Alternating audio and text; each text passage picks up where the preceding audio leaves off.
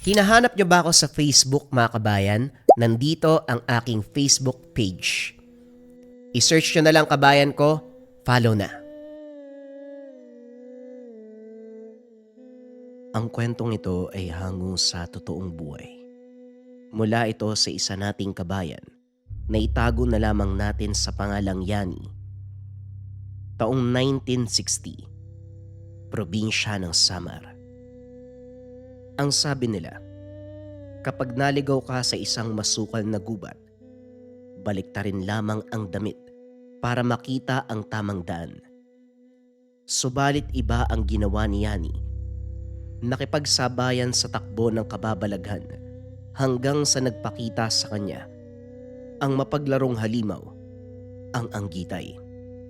Ito ay kalahating babae at kalahating kabayo. Hindi takot ang naramdaman ni Yani nang masilayan ang nilalang. Nagbahagi sila sa buhay ng isa't isa. Sa simpleng interaksyon, nag-ugat sa isang kaganapan na ngayon ay tinuturing na biyaya ng binata. Ginagabayan siya nito patungo sa lugar kung saan makakakita ng mutya. Mutya ng palay na matatagpuan sa lugar. Hindi ito inasahan dahil sa loob ng ilang dekada na paggagapas sa lugar. Ngayon lamang napagtanto na merong ganitong gamit. Magmula sa araw na yon, nagsimula na ang kalbaryo niya sa mga nilalang. Sigurado ka ba na kaya mong harapin mag-isa ang kalaban? Pwede akong sumama kung gusto mo. Wika ng anggitay nang mapansin ang pananahimik ng binata. Hindi na kailangan. Ako nang bahala sa kalaban. Hindi naman siya kalakasan kaya sigurado ako na kayang mag-isa. Tugon ni Yani. Huwag kang papakasigurado. Ang mga nauna sa'yo, yan ang naging problema.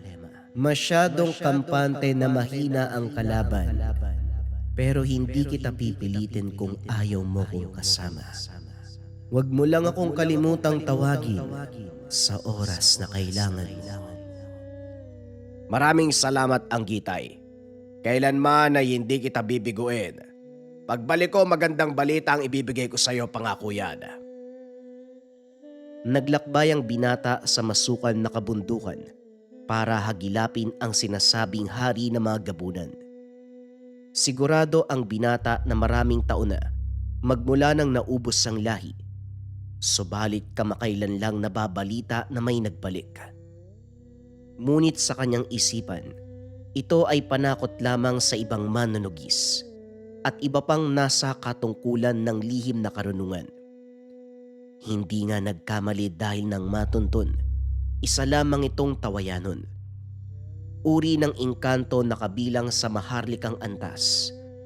Subalit sa paglipas ng panahon, umanib sa dilim at naging aswang. Ang itsura nito, may ulo ng baboy at katawan ng tao. Masasabing malakas dahil sa kanilang pinagmulan. Ngunit hindi nito mapapantayan ang lakas ng isang gabunan. Mali yata ang pinapakalat mong balita sa taong bayan. Hindi naman hari ng gabunan ang nandito. Isa lamang engkanto na naging aswang at naghahari-harian sa nilalang na kung tawagin ay hari mo doon. Mga aswang na nagkakatawang baboy. Ano ka mo, haring gabunan? Niwala nga sa kalingkingan ng lakas mo. Natigilan sa pagwakwak ng biktima ang nilalang matapos marinig ang salita ni Yani. Sumabog sa galit. Nandilim ang paningin na humarap sa binata. Antingero, ikaw ba ang sinasabi nilang manunugis na walang takot na humarap sa kalaban? Hindi ko alam na sa maiksing panahon, matutuntun ako ng katulad mong pipitsugin sa larangan.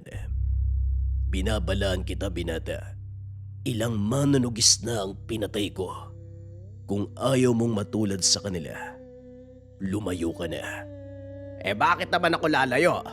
Ang misyon ko para sa gabing ito, kunin niyang ulo mo. Yan lang naman ang gusto ko eh. Gusto ko ang ugali mo. Matapang ka. Ang tangan mo, pipityuging mutya. Mas malakas pa ang tangan ng mga pinatay kong manunugis. Sa isang iglap, kaya kong wasakin ang laman mo. Yun ba ang gusto mong mangyari? Bakit hindi natin subukan kaysa puro salita ka dyan? Sige na, patunayan natin kung sino man nanalo sa laban. Napangiti ang nilalang. Inihanda ang sarili para sa pagsugod. Hinugot na rin ni Yani ang panabas at tinitigan ang nilalang. Batay sa itsura nito, kung titignan ay nasa harapan lamang, pero ang tunay na wangis ay nasa likuran, handa na siyang atakihin. Hindi na bago ang ganitong pamamaraan para kay Yani, kung kaya't mabilis sa nakailag, nagawang daplisan ang katawan nito. Napahinto ang aswang, hindi inasahan ang liksi ng binata. Ayos Matagal na panahon na rin ang lumipas. Magmula nang nagkaroon ako ng kalaban na kagaya mo. Huwag ka masyadong magpakampante, iyo. Nagsisimula pa lang tayo. Batay sa naririnig ko sa boses mo, takot ka. O sige, ganito na lang, magkasundo tayo. Pagbibigyan kita, hindi masyadong masakit na kamatayan ang ibibigay ko sa'yo. Ipagkanulo mo na ang sarili mo. Bibigyan kita ng maayos na katapusan, yung tipong hindi mo mararamdaman. Masyado kang hambog, antingero. Matapos magsalita ng nilalang, nagbanggit ng ilang salita si Yani. Laking gulat ng katunggali dahil ang pamamaraan na ginagamit ng binata kaparehong kapareho ng sa kanya. Ang nakikita ng kalaban ay nasa harapan niya si Yani. Pero ilang sandali pa ang lumipas, malakas na taga ang tumama sa likuran niya. Nahati ang katawan ng nilalang, kaagad binawian ng buhay. Kapag madaldal ang kalaban, siguradong tapos kagad ang laban. Pinagkakalat pang haring gabunan, mas mababa naman sa pinakamababang uri ng aswang.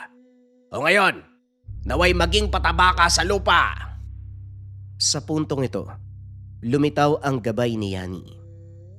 Binabati kita. Nagtagumpay ka. Umuwi ka na at magpahinga. Ako nang bahala sa katawan ng kalaban. Tumango lamang si Yani at binaybay ang daan pauwi. Kampante siya sa gabay na magagawa nitong itago ang bangkay. Pagkatapos mapuksa ang kalaban, nagpahinga si Yani ng ilang linggo bago may nagparamdam. Sa puntong ito, hindi kaagad nakapagpasya si Yani dahil ang kalaban ay isang agarban. Ang pinakakinakatakutang halimaw hindi lang ng kapwa aswang, kundi ng mga albularyo at antingero. Bunga ito, pinaghalong dugo ng gabunan at aragas. Matataas na lahi ng aswang. Sa pagsanib puwersa ng malakas na uri, bihira lamang na may nakakatalo dito. Gayunpaman, wala sa isip ni Yani ang umatras. Mataas na uri ng nilalangang kalaban mo. Muli kitang tatanungin, Yani, kailangan mo ba ang tulong ko? Hayaan mo kung mag-isa sa labanan. Sumaklolo ka kapag naipit na ako sa sitwasyon. Nga pala, ano ang alam mo sa agarban? Ano ang kasalukuyang lagay ng nilalang na yan? Bihirang magpakita ang nilalang na ito. Yung unang nabiktima niya, ang matandang maglalako. May dumating na manunugis pero hindi umubra. Napatay din siya ng agarban. At sa pagkakahalam ko din, bihira na lang ang lahi nila. Ganun ba? Saan ko naman makikita ang agarban? Sa Karatig Sitio, nagpapanggap na nangungupahan ng tahanan. Madali mong makikilala. Walang ibang halimaw sa lugar na yon kung hindi siya lamang. Sa kabila ng impormasyon, tinimbang muna ni Yani ang kaganapan. Hindi madaling kalaban ang agarban, kaya kinakailangang pulido ang plano bago sumuong. Matapos ang ilang araw na pagpapasya, lumakad na ang binata para tugisin ang nilalang. Katulad ng sinabi ng anggitay, nanunuluyan sa kabilang sityo ang aswang, nagpapanggap na ordinaryong mamamayan. Nagawa pang makisalamuha sa mga tao, nakipaglapit sa buntis na binabalak biktimahin. Nang makatsyempo si Yani, walang alinlangan na pinasok ang bahay nito. Ang nagpapaingang agarban, kagad bumangon subalit hindi nakakilos matapos siyang sakalin. Gayunpaman, may lakas pa rin ang nilalang upang makapagsalita. Isang antingero na may malakas na sabulag. Binabati kita dahil hindi kita naramdaman. Ilang taon na magmula nang nakarap ako ng isang kagaya mo. Pero alam mo ba kung anong sinapit nila? Kamatayan. Kinain ko ang laman at dugo. Dumadagdag ang lakas nila sa oras na malunok ko ang laman. Kayo mga aswang kayo, wala kayong pinagkaiba ang dadaldal ninyo. Mataas o mababang uri, pare-pareho kayo ng sinasabi. At lahat din ng aswang na gustong umareglo sa akin, isa lang din ang kinaantungan. Lahat sila namatay, kagaya ng mangyayari sa'yo ngayon. Teka, sandali lang naman. Masyado ko nagmamadali. O sige na, hindi ako lalaban. Pakawalan mo ko saglit. May nais lang akong sabihin. Hindi mo ako mauuto sa mga paandar mo, aswang. Tirik ang araw ngayon, kaya alam ko na wala kang lakas. Siguradong... Hugutin na sana ni Yani ang panabas para tapusin ang kalaban. Hindi inasahan ang pagtulak nito dahilan para tumilapon. Malakas ang nilalang. Tumagos siya sa dingding. Mabuti na lamang walang tao sa paligid. Kaso lang, hindi na mahagilap ang kalaban. Sinundan ng bakas. Kaso nga lang pumunta ng merkado kung saan napakaraming tao sa lugar. Sinuri ng binata ang bawat paligid, subalit hindi pa rin niya nahanap. Sa kabila ng pagkabigo, hindi umalis si Yani, nag-abang sa tahanan ng aswang. Ilang araw at gabi ang lumipas bago sila muling nagarap. Maingat pa itong pumupuslit habang tumitingin sa paligid. Inunahan ni Yani. Sa pagsara ng pintuan, dalawa silang nakulong sa loob. Bagay na kinagulat ng agarban. Talagang ayaw mo kong tantanan. Ano ba ang gusto mong mangyari? Kamatayan mo ang gusto ko. Huwag tayong paulit-ulit ng tanong. Ano pa nga bang sadya ng manunugi sa tahanan ng aswang? E di patayin ka, mangmang ka ba? Pisikal na lakas ang pinamalas. Parehong nakakailag at pareho ding umaatake. Patas ang lakas sa mga unang sandali, pero nagawang daplisan ng binata. Dito na nasagad ang pasensya ng agarban. Sa puntong ito, inilantad ang tunay na anyo. Buwagag ang buhok na halos kasing tigas ng alambre. Nanlilisik ang mga mata. Purong itimang balat at napakatulis na mga kuko. Idagdag pa ang walang tigil na paglalaway at nakakakilabot na angil. Sunod-sunod na kalmot ang pinakawalan ng agarban. Aminado si Yani. Ramdam niya ang bawat puwersa ng kalaban sa bawat pagsalag. Hindi naman nagpatalo ang binata. Kung anong puwersa ang binibigay ng nilalang, ganon din ang ibinabalik ni Yani. Kaso nga lang habang tumatagal ang laban, nararamdaman ng binata na palakas ng palakas ang atake nito. Kung ano man ang puwersa na binibitawan niya, kinukuha ng agarban at ibinabalik muli kay Yani, ngunit doble na ang lakas. Kaya naman alam niya sa kanyang isipan, hindi na pwedeng patagalin ng laban. Deyado si Yani sa paglipas ng mga oras. Sa kalagitnaan ng pag-atake ay biglang tumigil si Yani. Ginamit niya ang atake ng kalaban upang mawalan ito ng balanse. Tinulak niya ito. Kagad ginamit ang patalim. Naputulan niya ng ilang daliri ang kalaban. Umangil ang agarban nang gagalaitis sa galit. Masama ang titig kay Yani. Nagbitaw ng tigalpo ang aswang. Ramdam ng binata ang malakas na orasyon. Dali-dali siyang nakaramdam ng pagkahilo. Sinamantala ang panghihina. Ilang ulit tumilapon si Yani. Nang mga oras na ito lamang na ang agarban. Tumalon siya ng napakataas. Buong puwersang bumuelo ng kalmot papunta kay Yani. Pero laking gulat niya. Tumayo ng maayos ang binata. Nakipagsabayan sa bawat atake. Walang tigil sa paghataw si Yani ng itak. Kasabay nito wala ring humpay ang kanyang bibig sa pagbitaw ng mga orasyon. Itinali ni Yani ang mutya sa kamay kung saan hawak ang itak. Buong puwersang hinambalos. Sa pagtama ng talim sa katawan ng agarban ay siya ring paghandusay ng nilalang. Habol hiningang tinitigan ng binata.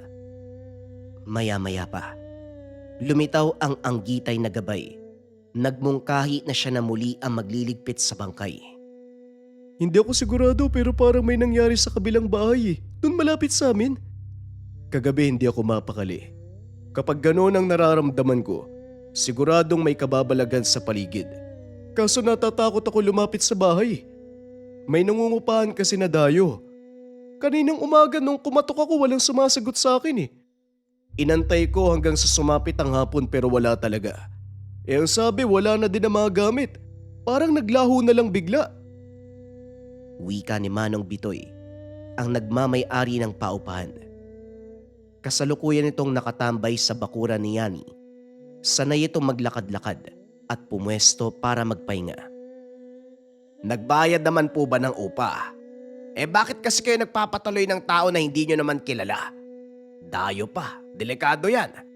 Baka mamaya may dalang malas at madamay pa tayo. Hindi maayos ang pag-uusap namin eh. Ang sabi, uupa daw siya tas nagmamadali. Pagkatapos magbigayan ng pera, pumunta na sa bahay. Kahit ganun kaiksi ang pagharap namin, hindi ko maitago ang pangamba. Parang may kakaiba sa taong yun eh. Hindi ako mapaliwanag pero sigurado ko, hindi siya ordinaryo. Paano nyo po nasabi na hindi ordinaryo? Aswang yun, oo. Sa pagkakaalam ko, kapag nakakaramdam ako ng ganun, may nababalitang aswang eh. Kaya sigurado ko aswang siya. Sa palagay ko nga mataas na uri eh. Ikaw ba Yani, di ba may mga gamit ka? Bakit hindi mo kaya dalawin yung bahay para malaman natin? Kapag nakumpirma mo, sa oras na babalik yun, hindi ko natatanggapin yun. Sa palagay ko Manong hindi na babalik yun. Ganyan naman yung mga aswang, di ba? Sa oras na tapos na ang misyon sa isang lugar, alis na yan at hindi na babalik pa para hindi masundan kung meron mang tumutugi sa kanya. Ganun ba? Pakikiramdam lang kasi yung alam ko sa ganyan. Mabuti kung ganun. Wala nang madadamay dito sa baryo, baka may buntis pa. Mabiktima nung kawawa naman. Sa sinabi ni Manong Bitoy, dito muling natauan si Yani. Ngayon lang din sumagi sa isipan ang sinabi ng gabay. Matapos kausapin si Manong Bitoy, naglibot siya sa lugar upang makasigurado. May iilang sanggol sa paligid at may mga nagdadalang tao. Pinakiramdaman ni Yani ang bawat isa. Sa kabutihang palad wala namang marka ng aswang. Kaso nga lang, bago tuluyang umalis sa lugar, nakaamoy siya ng babahong samyo nang gagaling sa isang babae na yakap-yakap ang anak. Nang lapitan ni Yani wala na itong hininga. Dadaluhan na sana pero hinatak siya ni Manong Bitoy. Wag, hayaan mo siyang dumaan. Hindi yan yung tao na gugustuhin ng makasalamuha. Kunot noong tinitigan ang mag-ina. Wala itong emosyon at patuloy sa paglalakad. Sa napapansin ng binata, kahit ang mga tao sa paligid ay umiiwas dito. Nang makalayo ay saka lang siya nagtanong. Manong, sino po ba yung ginang na yon? Bakit parang ayaw siyang lapitan ng mga tao? Baliw ba yun? Higit pa sa baliw si Cora. Buwan na nang mamatay ang anak subalit yan siya. Hindi pa rin pinapalibing ang sabi niya. Mabubuhay daw muli ang bata makalipas ang 40 araw. Hindi ko alam dyan. Walang nakakaalam sa ginagawa niya maliban sa kanya eh. Pero mambabarang daw yan. Malay natin, meron siyang sinasagawang ritual. Kung ganon, bakit binabalandra ang bata? Nananakot ba siya o parte ng ritual? Kagaya ng sinabi ko, si Cora lang ang nakakaalam. Ano man ang ginagawa ng babaeng yun, magdadasal na lang ako na hindi maapektuhan ng mga tao. Napabuntong hininga si Yani. Sa puntong ito, iba ang hiniling sa gabay na elemento. Maaaring gawin ng nais mo. Pero sa oras na may kalaban, yun muna ang kailangan mong unahin. Hindi natin sigurado kung ano ang ginagawa ni Cora o kung ito ba ay magdudulot ng sakuna sa bayan. Sa ngayon, wala pa akong nakikitang kaso sa kanya. Gusto ko lang din makasigurado na hindi lalaki ang problema kay Cora. Nga pala, wala pa ba akong kalaban? Sa mga karatig bayan meron. Sa ilog, kung saan may ahas at bayawak, nananalasa sa mga dumaraan. Ilan na ang napinsala. Minumungkahi ko na sumaklolo ka. Teka, di ba aswang? Bakit may ahas at bayawak? Anong kinalaman ng aswang dyan? Ano yan, alaga ng aswang? Kung tawagin sila ay bulaw-bulaw, meron silang katangian na magbalat kayo bilang ahas o bayawak. Agresibo ang mga ito. Agarang umaatake at nang bibiktima. Kuminsan naman, masyadong mabait. Nagpapaalaga siya sa taong gustong biktimahin. Sa kasalukuyang sitwasyon, nakapasok na ito sa isang tahanan, nagpapanggap bilang alaga. Ilang aswang ba yung makakalaban natin? Agarban, tuwayanon, tapos ito bulaw-bulaw. Nasasabi ka kung malaman yung mga kasunod pa. Kailan natin lalabanan yung bulaw-bulaw na yan? Bukas ng gabi. Mahaba pa ang araw. Kung nais mong bisitahin ng lugar, kumilos ka na. Lumakad kagad ang binata. Hindi naman malayo ang lugar dahil pagtawid boundary ng bayan ay mismong lungsod na. Maraming nagtatampisaw sa ilog dahil ito ang pangunahing pinagkukunan ng tubig. May naglalaba, may naliligo. Pinagmasdang mabuti ang paligid. May masusukal na bahagi na posibleng pamugaran ng bayawak at ahas. Ayon naman sa nakausap na residente, marami talagang bayawak at ahas sa lugar. Biniro pa siya na minsan ito ang inuulam. Pinakita ng isang residente ang huli na bayawak. Malaki at agresibo. Subalit hindi ito ang hinahanap na kalaban. Nang makapagtanong, tinuro ang nag-iisang tahanan sa dulo. Mag-asawang matanda ang nakatira. Likas sa matandang lalaki ang panguhuli ng bayawak, si Mang Pilimon. Magandang araw sa iyo, iyo. Halika, pumasok ka sa munti naming tahanan. Pasensya na kung kapirasong tinapay at matabang na kape ang maibibigay ko sa iyo. Kinapos kami sa pera kaya nagtitis. Maupo ka. Nga pala, ngayon lang kita nakita. Dayo ka, ano? Wika ni Mang Pilimon. Opo, dayo ko. Pero hindi naman ganong kalayo ang pinanggalingan. Diyan lang po ako sa kabilang sityo. Bilang binata, nagtutungo po sa mga lugar para makita ang kagandahan ng kalikasan. Sa puntong ito, dito ko dinala ng paglalakbay ko Nagagandahan ako sa ilog at sa tanawin. Literal na malapit sa kalikasan. Oo naman. Parang yung pumunta rito is yung ano ba yun, yung Amerikano ba yun? Bumibisita sa bansa natin para lakbayin ang kagandahan ng kalikasan. Dito din siya natulog ng ilang gabi. Ikaw ba dito ka rin matutulog? Hindi po. Malapit lang po yung bahay ko kaya tatambay lang ako dito. Nakapaglibot-libot na rin ako sa lugar. Ang sa akin lang ngayon, makahanap ng masisilungan sandali. Tinuro ng mga residente ang bahay nyo kaya pumarito po ako Kung ayos lang ho. Walang problema iyo. Nga pala mahilig ka ba sa mga hayop? Hindi ito ang uri ng hayop na inaalagaan ha. Pero ito nahuli ko, tignan mo. Isang bayawak na naiiba sa lahat ng bayawak na nakita ko. Mata pa lang oh. Akalain mong nanlalamon na. Kakaiba din ang kintab ng balat. At saka, alam mo ba swerte daw to sa buhay? Matagal na kasing nakaratay sa banig ang asawa ko. Pero magmula nang dumating to, unti-unti siyang lumakas. Tumitig si Yani sa bayawak. Damang-dama ng binata ang senyales ng tangan. Bukod dito, mapapansin ang pag-iwas ng bayawak. Tinitigan ni Yani ang asawa ni Mang Pilimon. Hindi niya hinawakan. Sinuri lamang sa pamamagitan ng titig at pakiramdam. Hindi may kakaila na may kapit ng sumpa. Si Mang Pilimon sa kabilang banda, puring-puri sa bayawak. Manong, sigurado ho ba kayong swerte yan? Baka mamaya nilalaso ng katawan ng asawa nyo. Katulad doon ng sinabi mo, naiiba sa lahat ng bayawak na nakita mo na. Para sa akin, kakaiba nga.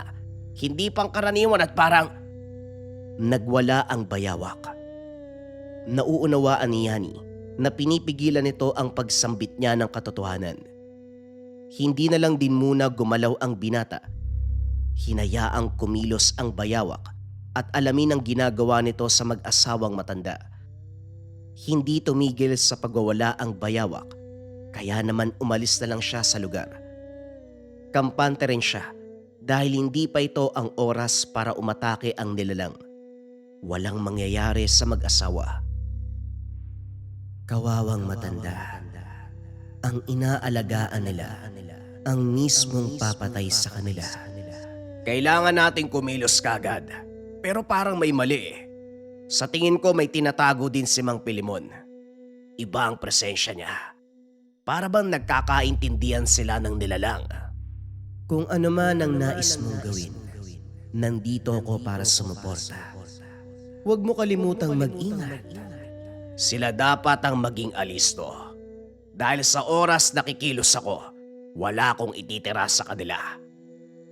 Sa pagsapit ng takip silim, binaybay ni Yani ang daan pabalik sa tahanan ni Mang Pilimon. Subalit sa daan pa lang, kapansin-pansin ang kumpulan ng bayawak. Nananatiling tahimik ang mga ito. Pinapanood siyang dumaan. Pero nang malapit na sa bahay, doon na kumilos ang mga bayawak. Walang pagdadalawang isip siyang inatake. Naging alisto ang binata. Kontrolado ng puwersa ang mga bayawak sa paligid. Walang tigil sa pagkawag ng buntot na animoy latigo. Bawat latay, nagiiwan ng hapdi sa kanyang katawan. Nagagawa niyang ilagan ang ibang atake, pero sa dami ng kanilang bilang, may tumatagos pa rin kay Yani. Mula sa kadiliman, tanaw ni Yani ang pares na nanlilisik na mga mata. Hindi man ilantad ang kabuuan, halatang halata na ito ang aswang na bayawak. Hindi na rin nagtaka ng masilayan si Mang Pilimon. Kalmado ang matanda. Diretso ang titig sa kanya. Ngumiti pa ito ng nakakaloko. Gayunpaman, sinubukan pa rin siyang kumbinsi ni Yani. Manong, nilalamon ka na ng panlilinlang. Gumising po kayo dahil hindi lang ikaw ang mapapahamak. Hawak ng nilalang na yan ang buhay ng asawa mo. Kung magpapadaig ka, pareho kayong mabibiktima. At sino naman na nagsabi na isa itong panlilinlang iyo? Gusto mo bang malaman ang katotohanan? Sinadya namin o pumarito ka. Kung sa tingin mo wala akong ideya sa nagaganap, nagkakamali ka. Mga kaibigan, tapusin nyo na ang manunugis na yan. Sa kabila ng sinabi ni Mang Pilimon, hindi naniwala ang binata. Halatang hawak ng halimaw ang isipan ng matanda. Nang sabay umatake ang mga ito, walang inaksayang oras. Ginamitan ng pangmalakasang orasyon at sinabayan ng pagtaga. Matapos ligpitin ng mga bayawak, umabante sa harapan si Mang Pilimon. Iipan sana ito ng dasal para magising. Pumagitna ang bayawak. Masyadong marasang kilos na hindi na nailaga ng binata. Bistado ka na pero nag-aanyong bayawak ka pa rin. Mahusay ka magtago Malas mo lang dahil alam ko ang pamamaraan mo. Nalaman mo dahil may gabay kang elemento. Nag-aangas ka dahil meron kang tagasunod. Alam mo binata, kung tutusin noon pa lang kaya na kitang patayin Madalas kitang nakikita sa kagubatan, sa kabundukan, sa lugar kung saan ka dumadayo. Nung una akala ko nagkataon lang pero sa pagkikita natin ngayon, nakatadhana na. Ganun ba? Sayang hindi ko napansin. Kung nakilala kita kagad, malamang patay ka na ngayon. Tama ka naman. Nakatadhana ang araw na ito para patayin kita. Hindi mo pa rin ba nahuhulaan na mangyayari sa'yo? May mahuhulaan ako, pero hindi ang kamatayan ko. Wika ng bulaw-bulaw, sabay sulyap sa matandang babae na ngayon ay naghihingalo. Si Mang Pilimon naman tila paralisado sa kinauupuan. Sakop ang katauhan sa puwersa ng halimaw. Kumilos si Yani, nagbato ng orasyon. Subalit natigilan. Imbis sa kalaban tumama, matatanda ang naapektuhan. Dali-dali niyang kinontra ang sariling atake. At sa pagkalingat, sinamantala ng kalaban ang pagkakataon. Dali-daling umalis sa lugar. Mang Pilimon! Manong! Naririnig mo ba ako, Manong? Manong! Kahit anong sabihin ni Yani, hindi nagigising ang matanda. Dilat ang mata, subalit parang tuod na lamang. Gayon din ang asawa. Dilat ang mga mata. Nakanganga, naninigas. Nang ihipa ng orasyon, nakita ang napakanipis na lubid. Nakakonekta sa bibig ng matanda. Isang paraan para higupin ang lakas. Dali-dali itong pinutol at sa pagkapigtas, umalingaw-ngaw ang sigaw ng nilalang. Galit na galit si Yani.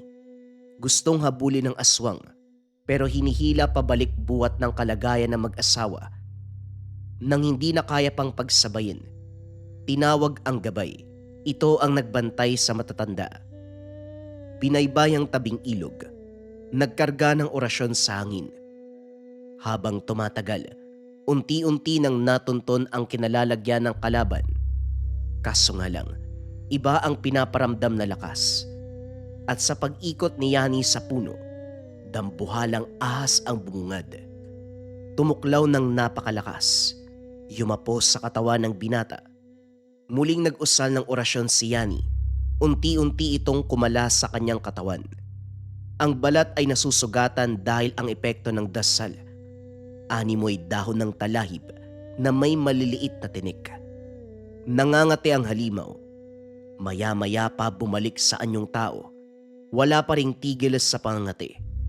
Namumula ang balat hanggang sa nagsugat-sugat. Para kang bulate na inasinan. Ganyan ba kakati ang dasal ko? Animal kang manonugis ka. Paano mong nagawang kontrahin ang atake ko? Mas animal ka dahil nag-aanyo kang hayop. Anong klase ako manunugis? Ako lang naman ang manunugis na hindi mapapasama sa listahan ng pinaslang mo. Isinusumpa ko, binata. Sa oras ng muli kong pagsilang, ikaw ang una kong hahanapin. Ikaw ang una kong papaslangin. Kung makapagsalita ka, parang tanggap mo na ang kamatayan mo Ayos yan para matapos na ang problema ko sa'yo. Bulaw-bulaw! Hindi na pinahaba ang usapan. Sa muling paghataw ng patalim, pugot na ang ulo ng kalaban. Balikan mo ang mag-asawa, Yani. Ako na ang bahala sa nilalang na ito. Anong nangyari sa kanila? Hindi mo nagawang gamutin ang kalagayan? Ang hinala mo sa lalaki ay tama. Hindi rin siya pangkaraniwan. At kung magtatanong ka pa, malamang katapusan na ng babae. Dali-daling bumalik si Yani sa lugar. Naabutang nag-oorasyon si Mang Pilimon. Ginagawang alay ang sariling asawa. Sa napapansin na mga kagamitan, Isa itong manggagaway at sa pag-intindi sa galaw, nais gamutin ng sarili sa pamamagitan ng lakas ng asawa. Bago pa man tumalab ang orasyon, pinigilan ni Yani ang sumpa. Manong! Manong, tumingin ka sa akin! Manong! Alam mo ba ang ginagawa mo? Wala sa sarili ang matanda. Balisang balisa. Ang tanging nasa isip lamang ay lunasan ang sarili mula sa sumpa ng bulaw-bulaw. Sa puntong ito, may kapit pa rin at siyang sumisira sa pag-iisip para gumawa ng kasamaan. 3 beses inihipan at sa pagkakataong ito, natauhan si Mang Pilimon. Nagtataka pa kung bakit nasa altar ang asawa. Inaway pa si Yani matapos ibahagi ng binata ang kaganapan. Hindi nito matanggap ang katotohanan pero sa huli, nang makiramdam sa paligid, siya pa ang humingi ng tawad. Pasensya ka na, iyo. Talagang sinakop ng kapangyarihan ng bulaw-bulaw ang utak ko. Maging ang asawa ko na ilang taon nang hinahanapan ng lunas. Mapapatay ko sana kung di ka dumating. Naku naman, ano na lamang ang masasabi ng mahal ko? Hindi niyo po kasalanan ng nangyari, Manong. Sadyang umabot lang tayo sa puntong ito. Pero, paano kayo nagawang pasukin ng bulaw-bulaw? Sa nakikita ko, Manong, meron kang kakayahan. Yan ang hindi ko matandaan. Basta isang araw habang nagpapakain ako ng manok, may lumapit na bayawak eh. Tumitig ako sa mga mata nito, tapos merong kakaibang kislap eh. Pagkatapos nun, wala na akong alam sa nangyari. Ito na ang kaganapan ng matauhan ako. Hindi ko nga alam kung paano tayo nakarating dito eh. Tumango si Yani. Nang masiguradong ligtas na ang asawa, saka siya nagpaalam para balikan ang bulaw-bulaw. Niligpit na ng gabay ang halimaw, subalit hindi pa rin magawang umusad ni Yani. Malalim pa sa balon ng iniisip mo. Pinaslang mo na ang kalaban. Ano pa ang kinakatakot mo? Sunod-sunod ang naging laban sa nakalipas sa mga araw. Iba't ibang lahi ng aswang ang nakalaban, nahanay pa sa matataas na uri. Napapaisip lang ako kung ano pa ang kasunod. Haring gabunan, agaras. Wala pa tayong ideya sa hinaharap natin, pero labis na ang pangamba ko dahil palakas sila ng palakas. Normal sa katauhan mo ang mag-isip. Hindi lamang para sa sarili ang nais mo. Ito ay para sa kapakanan ng buong baryo. Huwag kang mag-alala. Sa oras na may panganib, ipagbibigay alam ko sa'yo. Maginhawa sa kalooban ang gising ni Yani kinaumagahan. Pakiramdam ng binata ay nabunutan ng tinik. Dahil sa araw na ito, walang aatupagin kung hindi ang sarili. Sa unang pagkakataon, dinalaw ang taniman sa likod bahay na ilang buwan ding hindi naalagaan. Marami ng tumutubong damo at halaman na kaagad ding binubunot. Napalitan ng binhi ang mga pananim na tuyo at sa kalagitnaan ay dumating si Mang Bitoy. Inalalayang maupo sa tabi. May problema po ba, Manong? Nanginginig po kayo. Ano po bang nasa isip niyo? Baka pwede ko kayong matulungan. Yan talaga ang sadya ko, Yani. Naalala mo ba si Cora? Masama ang kutob ko sa kanya. Dumaan siya kagabi sa bahay eh. Hindi ko alam pero may malaki siyang banta nararamdaman ko, iho. Puntahan mo muna kaya. Alamin mo kung ano ang binabalak. Ano po ba talaga ang napansin niyo? Hindi ako pwedeng sumugod ng walang sapat na nalalaman. Nagri-ritual siya habang naglalakad eh. Bit-bit niya yung patay na sanggol. Nakakakilabot ang bawat pagsambit niya, Yani. Pakiramdam ko nga kagabi, tinatawag niya ang lahat ng elemento. Umabot hanggang umaga yung paninindig ng balahibo ko. Hindi ako nakatulog. Naalerto si Yani sa narinig. Dali-daling tinapos ang gawain para kausapin ng maayos ang matanda. Walang pagbabago sa kwento. Ganun pa rin ang sinabi nito. Paulit-ulit. Kaya napilitan si Yani na suriin ang kinalalagyan ni Cora. Hindi naman malayo mula sa tahanan ni Manong Bitoy. Nag-aalangan lang siyang lumapit. Nakatayo sa pintuan ang babae, patuloy sa pagbigkas ng orasyon. Mambabarang si Cora. Mataas ang kaalaman sa larangan, pero magmula nang magkasakit ang anak, unti-unting nakalimutan. Napalitan ng labis na pag-aalala ang utak. Hindi na makapag-isip ng maayos at lalong lumala ng mamatay ang bata. Ngayon, ang naaalala na lamang ay pagsambit ng orasyon. Malakas ang kargada, pero saka lamang iepekto kapag may lalapit na taong may karunungan. Mag-ingat ka. Pwede itong tumalab sa'yo. Tatalab, hindi ko alam kung umiiral ba ang salitang yan sa akin. Sa tangan at gabay mo, imposibleng may makalusot. Tatalab siguro pero hindi ganong kalakas. Pwede ko na bang sugurin yan? Tirik pa ang araw, Yani. Maaring maraming makakita. Intayin mo ang pagsapit ng dilim. Pagsapit ng takip silim, nakabang na ang binata sa hindi kalayuan. Sa puntong ito, sa gubat naabutan dahil nagriritual sa bangkay ng anak. Habang pinapakinggan ang orasyon nito, masasabi ni Yani na nagkandaletse-letse kung ano-ano lang ang sinasabi. Nainis na nang wala pa ring nangyari sa bata. Ito pa mismo ang sumakal. Ginawa ko na ang lahat pero nasayang ang pinagpaguran. Ano pa ba ang dapat kong gawin para mabuhay ka? Sandali. May nakikita kong kaluluwa.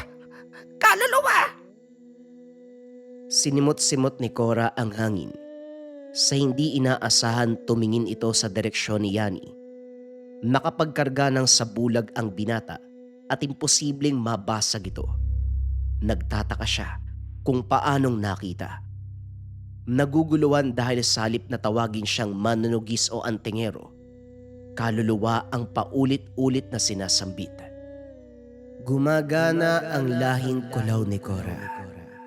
Isang uri ng nilalang. May malaking mata at anyong ibon.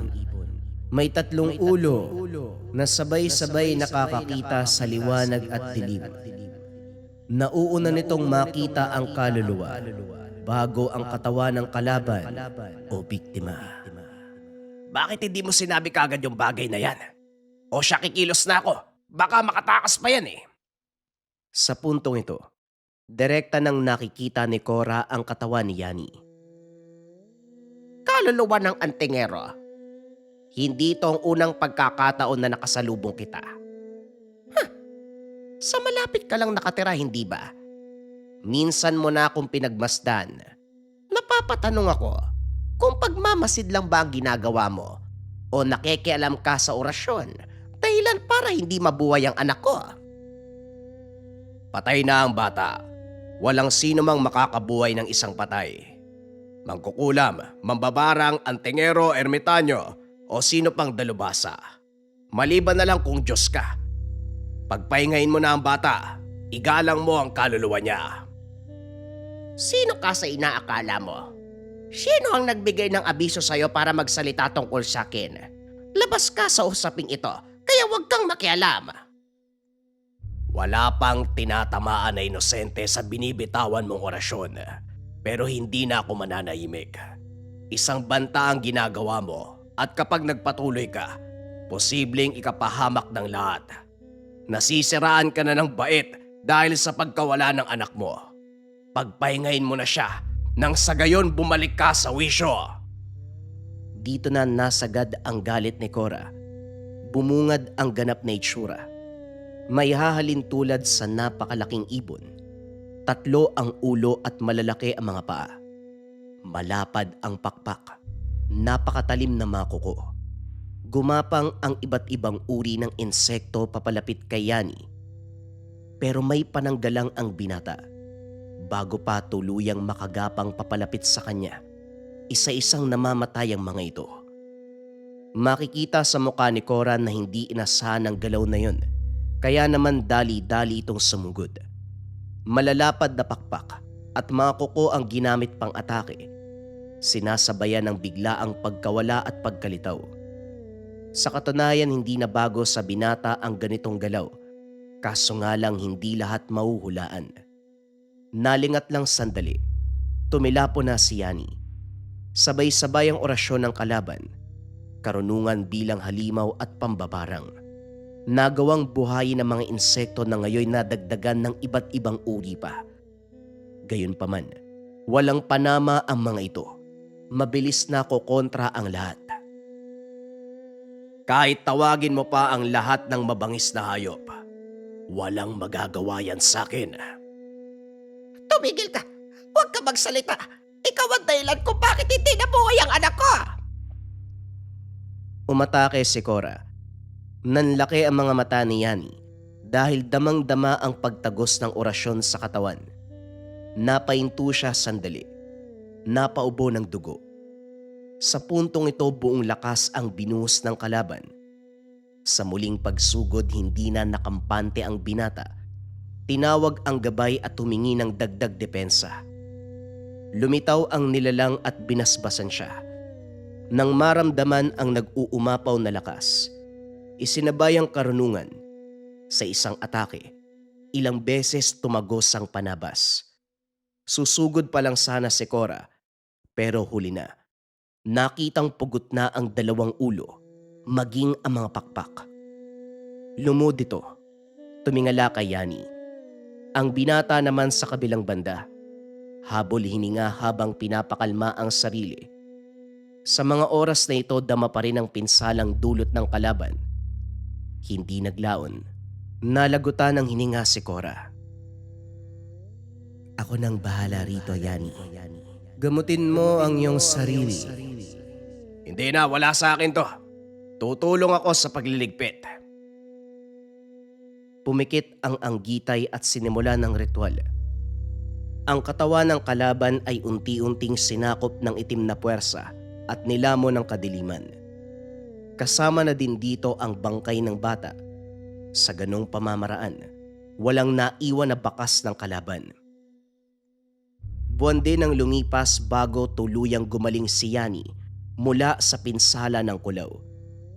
Pinagpaliban din muna ang panunugis dahil sa kondisyon. Bumibisita ang gabay para siyang gumamot ng sugat at sa sandaling handa na siyang lumaban muli. Naging payapa ang paligid. Ibinuhos ng binata ang oras para sa sarili. Kumilos sa normal na mamamayan. Inasikaso ang taniman sa likod bahay.